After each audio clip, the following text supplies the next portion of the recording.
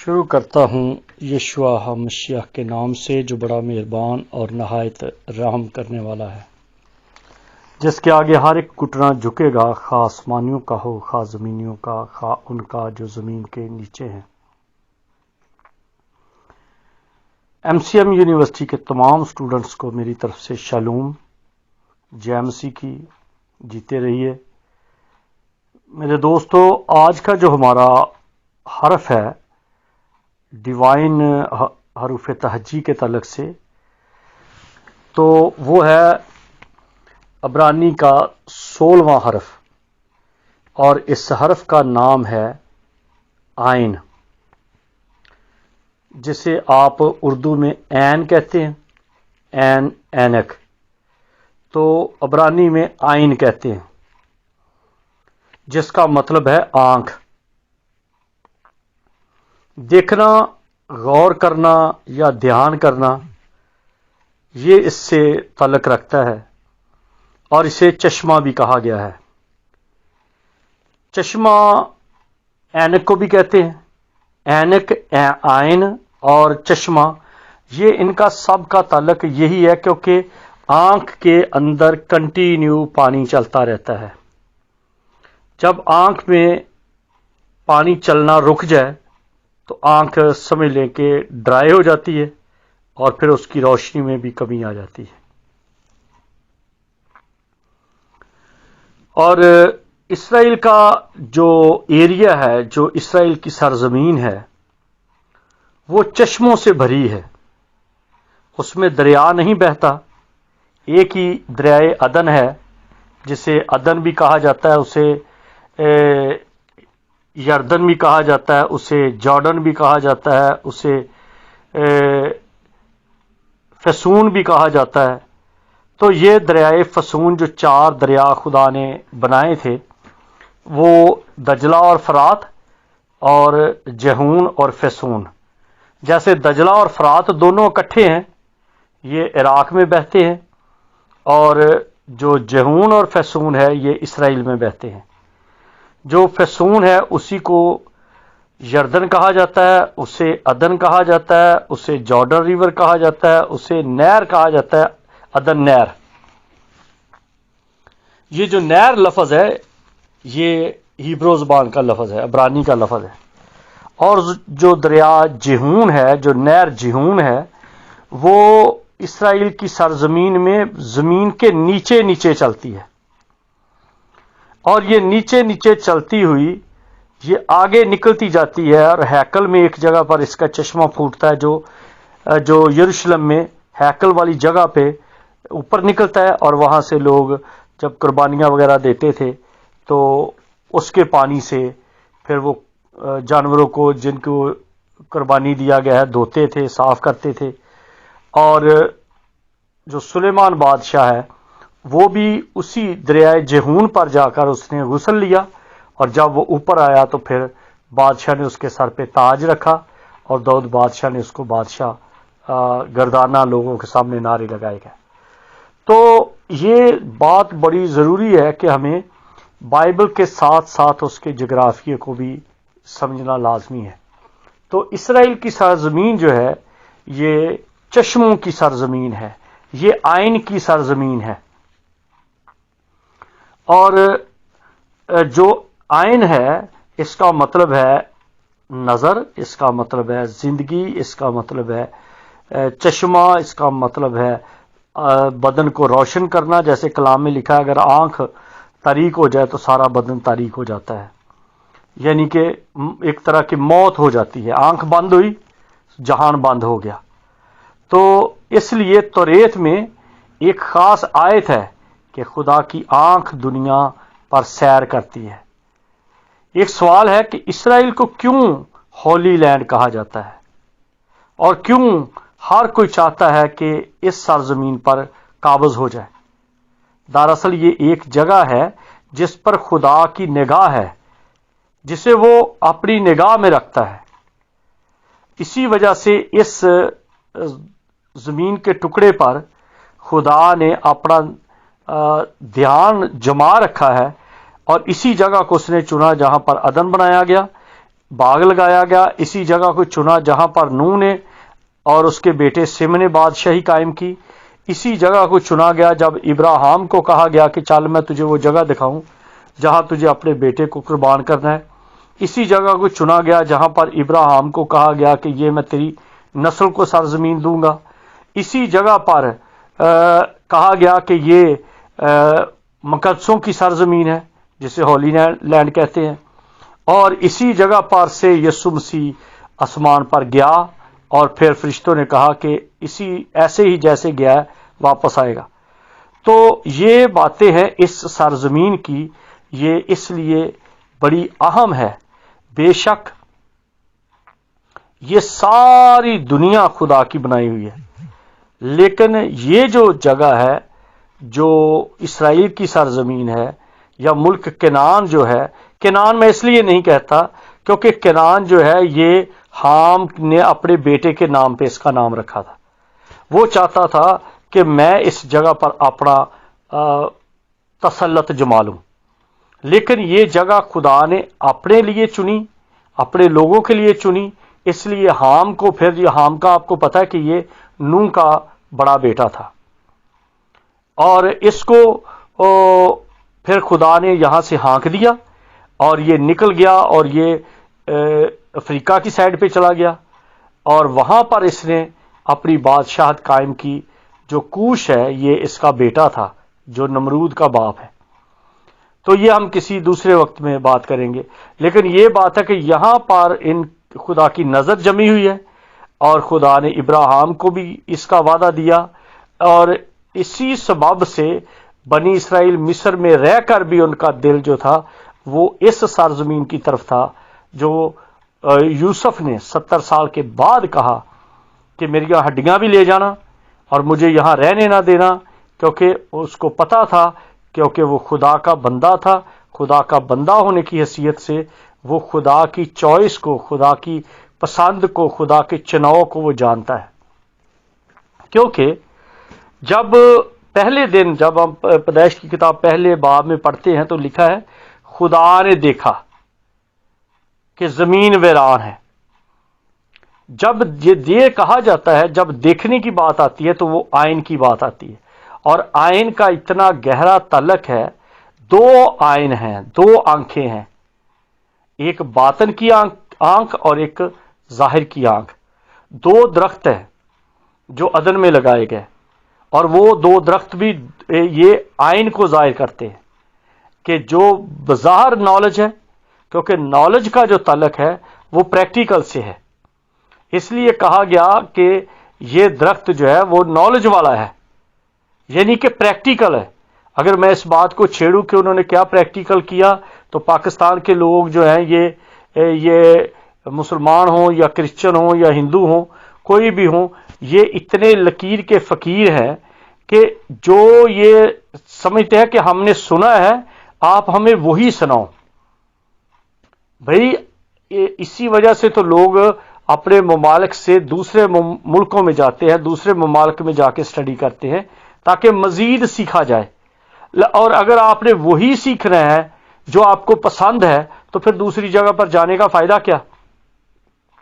اس لیے میں آپ کو جس طرح سے پریچ کرنا چاہیے میں نہیں کرتا، یا جس طرح سے سکھانا چاہیے میں نہیں سکھاتا، کیونکہ میں ڈرتا ہوں کہ وہاں پر بات سمجھنے کی نہیں ہے، بات انا کی ہے کہ جو ہم پسند کرتے ہیں اس شخص نے وہ کیوں نہیں بولا، تو اس لیے لیو اٹ، ہم آگے بڑھتے ہیں۔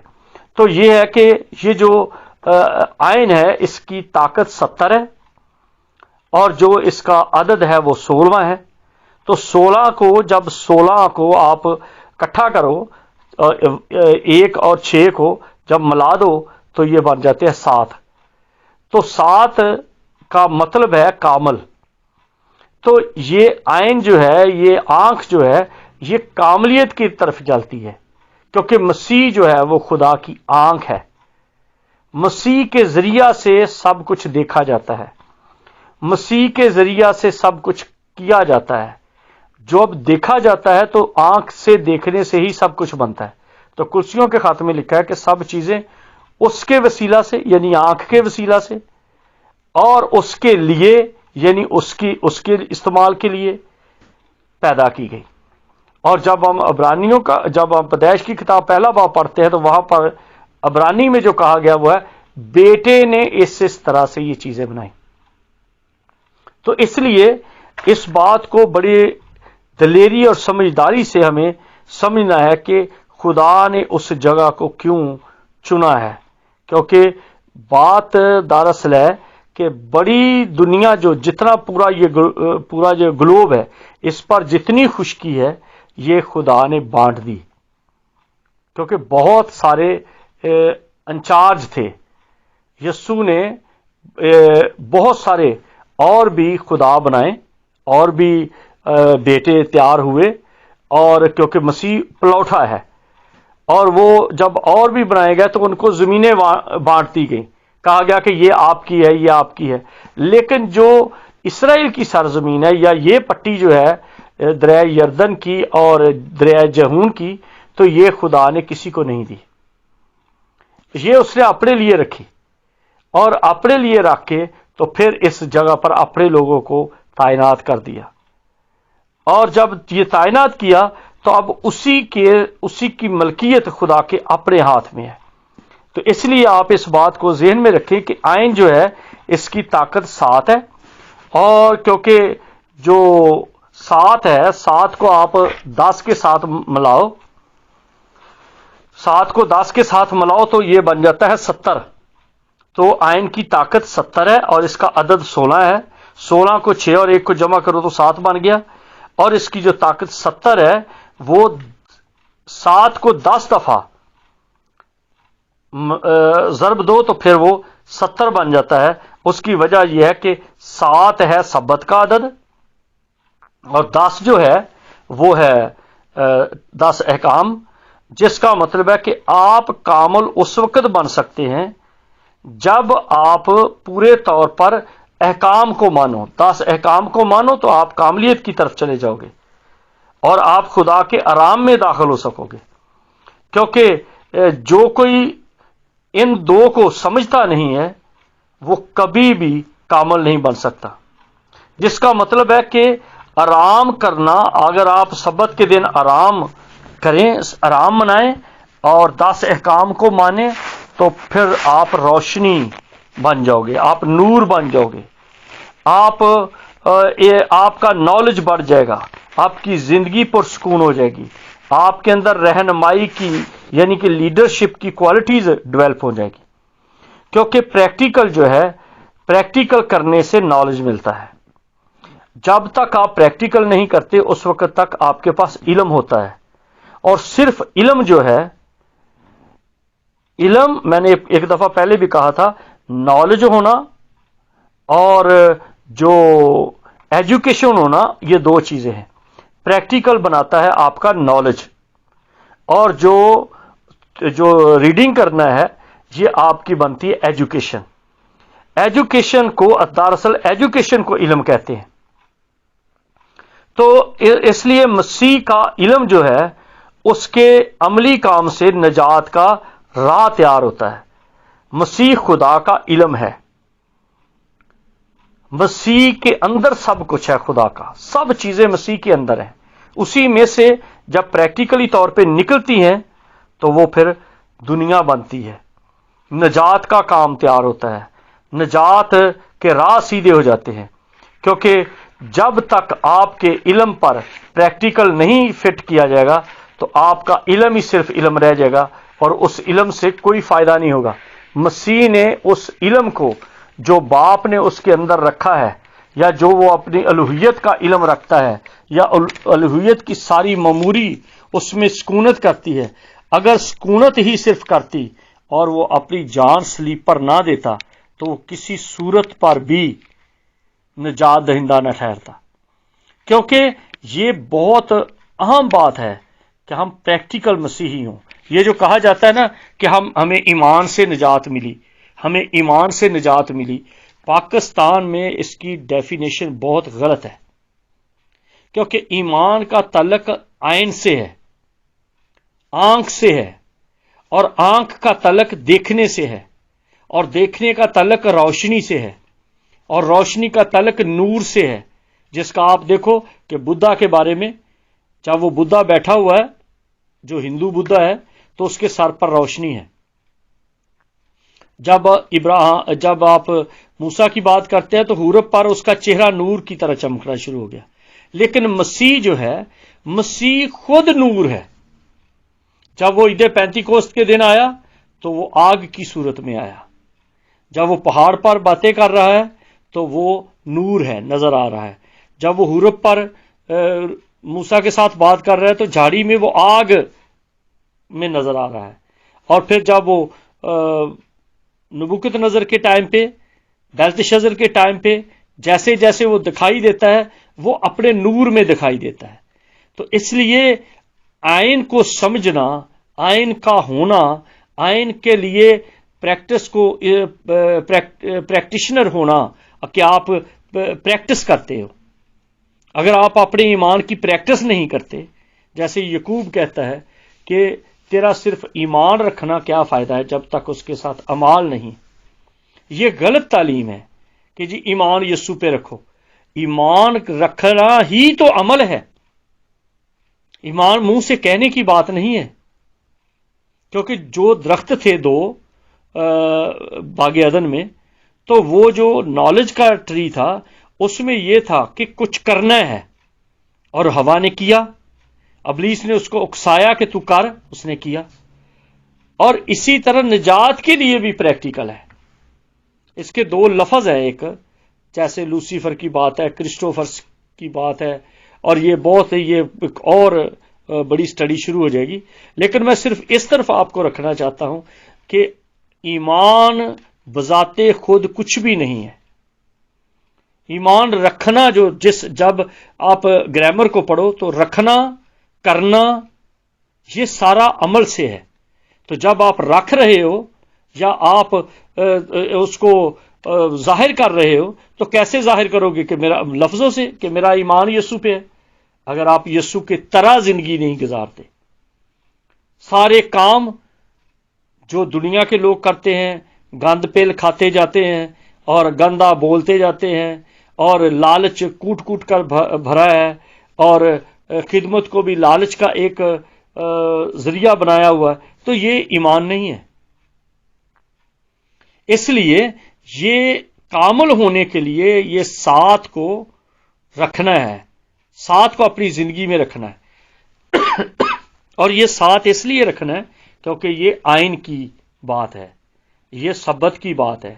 آئین اینک کہہ لو، آئین چشمہ کہہ لو، آئین آنکھ کہہ لو، آئین جیسے جسے قانون کہتے ہیں اس کو بھی کہہ لو، کیونکہ یہ جیسے 7 اور 10 کا میں نے بتایا کہ ان کو اکٹھا کرو تو 70 بن جاتا ہے۔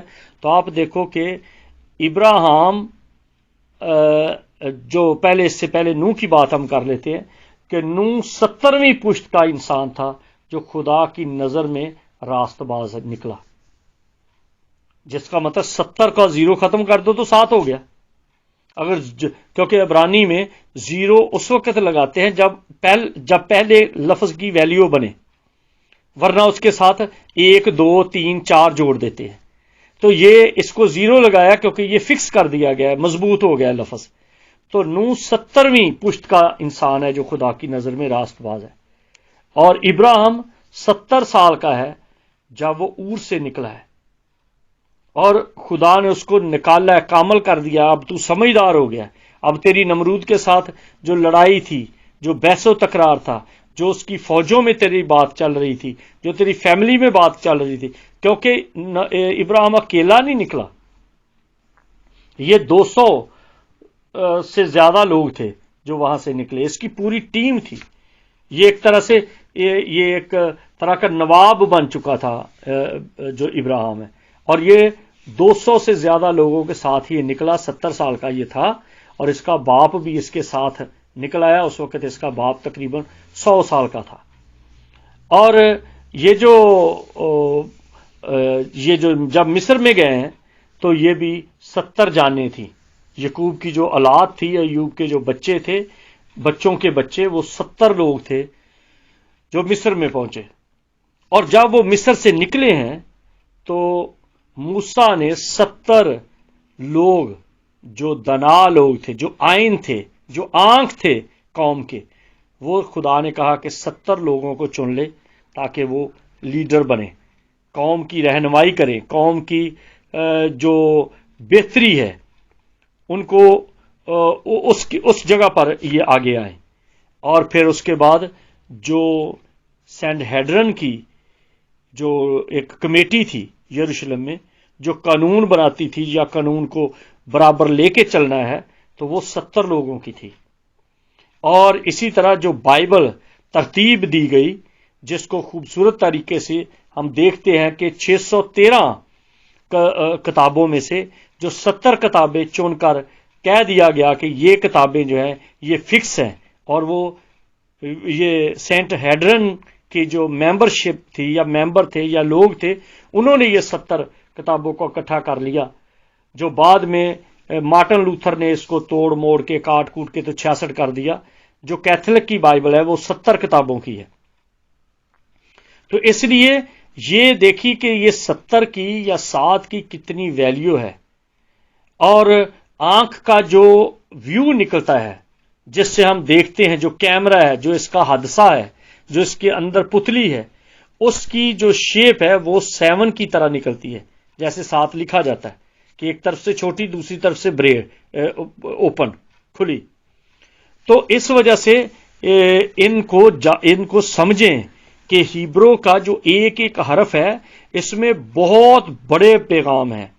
اندر کی جو عین ہے وہ خدا کا ضمیر ہے، اندر کی آنکھ جو ہے یہ خدا کا ضمیر ہے۔ جو باہر کی آنکھ ہے وہ ہمیں بظاہر خطرے سے بچاتی ہے، اندر کی آنکھ ہمیں جو خدا کا ضمیر ہے وہ ہمیں اندر کے گناہوں سے بچاتی ہے، جس سے گناہوں کی پلاننگ کی جاتی ہے، اور باہر کی آنکھ ہمیں باہر کے خطرات سے آگاہ کرتی ہے کہ ٹکر نہ لگ جائے، ایکسیڈنٹ نہ ہو جائے، گٹر میں نہ گر جائیں، اور نہ کچھ ہو جائے، غلط چیز نہ کھا لیں، غلط ہاتھ نہ کٹ جائے، یہ نہ ہو جائے، وہ نہ، اس طرح سے چیزیں۔